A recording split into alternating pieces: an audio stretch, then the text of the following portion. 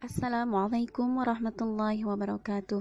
Alhamdulillah, hari ini kita bertemu kembali dalam kegiatan Pekan Idul Adha Sekolah Islam Mutiara Hati. Hari ini kita akan berkisah tentang Nabi Ismail dengan ibundanya. Nabi Ismail adalah putra Nabi Ibrahim yang terlahir dari ibunda yang bernama Siti Hajar. Sebelumnya Nabi Ibrahim sudah menikah dengan Siti Sarah.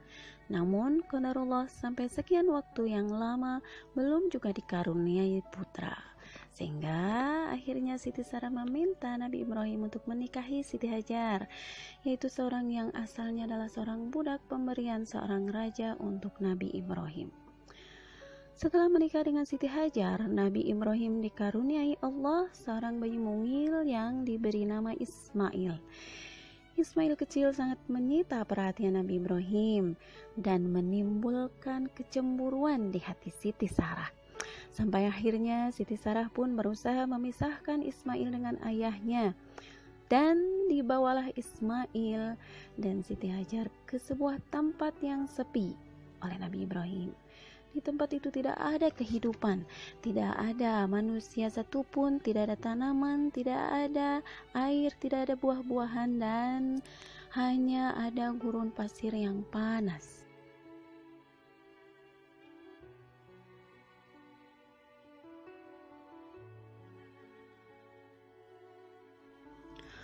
Sesampainya di gurun itu, Nabi Ibrahim justru meninggalkan Siti Hajar beserta Ismail bayi.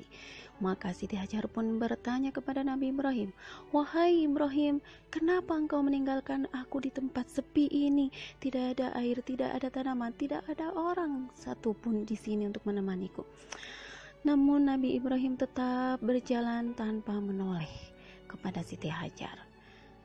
Maka Siti Hajar pun bertanya lagi, "Wahai Ibrahim, mengapa engkau meninggalkan kami di sini?"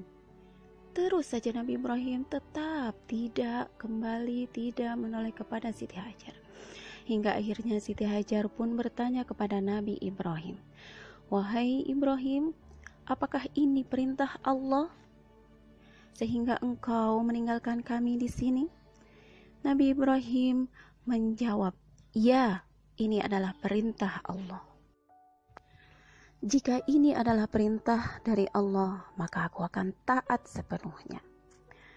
Akhirnya Nabi Ibrahim pun meninggalkan Siti Hajar beserta Ismail kecil, Ismail bayi di gurun pasir yang sepi, tidak ada orang, tidak ada tanaman, dan tidak ada air. Hari demi hari akhirnya dilalui oleh Siti Hajar beserta Ismail kecil, hidup di gurun pasir yang sepi dan tandus. Hingga akhirnya pada suatu hari perbekalan mereka pun habis.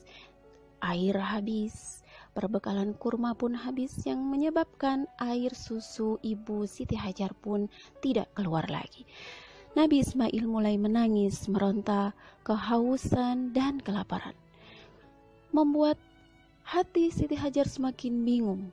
Nabi Ismail semakin meronta, menangis, kehausan dan kelaparan. Siti Hajar pun mulai berlari-lari ke sana ke sini, ke sana kemari, mencari air, mencari pertolongan. Barangkali ada yang bisa menolongnya di tempat itu. Siti Hajar terus berlari menuju ke Bukit Safa, menuju ke puncaknya, sambil melihat-lihat ke lembah, barangkali ada orang yang bisa dimintai tolong. Namun dia lihat dari atas tidak ada seorang pun yang bisa dimintai tolong. Siti Hajar pun lari ke bawah, ke lembah, menuju ke Bukit Marwa. Sesampainya di Bukit Marwa pun dia tidak menemukan apapun. Dia balik lari ke Bukit Safa, balik lagi ke Bukit Marwa, sampai 7 kali dia bolak-balik lari ke Bukit Safa, Marwa, Safa, Marwa, Safa, dan Marwa. Sepanjang berlari, Siti Hajar pun tidak lupa berdoa kepada Allah, memohon kepada Allah agar Allah memberikan pertolongan.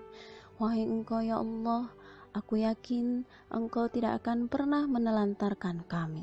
Engkau pasti akan mendatangkan pertolongan untuk kami." hingga akhirnya buah dari usaha yang dilakukan oleh Siti Hajar dan berkah dari doa yang dipanjatkannya kepada Allah, maka Allah turunkan pertolongan, turunkan seorang malaikat yang langsung turun ke tempat di mana Ismail sedang menangis.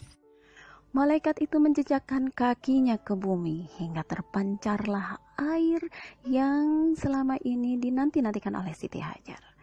Air itu akhirnya dikumpulkanlah oleh Siti Hajar dengan kedua tangannya. Dengan serta-merta Siti Hajar memuji kepada Allah. Alhamdulillah ya Allah. Dia kumpulkan air dengan kedua tangannya. Ia berikan kepada Ismail yang sedang menangis. Ia pun minum sendiri. Mata air yang keluar itulah yang disebut dengan air Zam-Zam. Dengan air Zam-Zam ini, maka Siti Hajar dan Ismail kecil bisa melangsungkan kehidupannya dengan baik. Dan sampai akhirnya pun banyak orang berdatangan ke tempat mereka tinggal karena air Zam-Zam ini membuat lingkungan sekitarnya menjadi subur, menjadi banyak tanaman sehingga banyak bahan makanan yang bisa digunakan untuk sehari-hari. Tidak hanya Siti Hajar dan Ismail saja, ternyata air Zam-Zam ini sangat membawa berkah di kalangan luas. Sampai sekarang air Zam-Zam masih banyak digunakan oleh orang. Nabi Ismail dan Siti Hajar pun bisa melanjutkan kehidupannya dengan tercukupi sampai akhirnya beberapa tahun kemudian ketika Nabi Ismail beranjak dewasa, Nabi Ibrahim datang menemui mereka dan berdakwah bersama, mengajak kebaikan kepada orang-orang di sekitarnya. Itulah kisah singkat Nabi Ismail bersama ibundanya. Pelajaran yang bisa kita ambil dari kisah Ismail dengan ibundanya tentunya banyak sekali. Namun bisa kita simpulkan ada beberapa yang perlu kita ingat. Di antaranya adalah pertama, kita harus taat sepenuhnya kepada Allah seperti taatnya Siti Hajar kepada Allah. Yang kedua, perjuangan seorang ibu sangatlah besar untuk kelangsungan hidup anaknya. Itu tidak bisa diragukan lagi. Pelajaran selanjutnya adalah usaha yang gigih disertai doa akan mendapat hadiah terindah dari Allah. Itu sudah janji Allah. Baik, itulah kisah Nabi Ismail. Kita akhiri kisah sampai di sini. Sampai bertemu besok. Wassalamualaikum warahmatullahi wabarakatuh.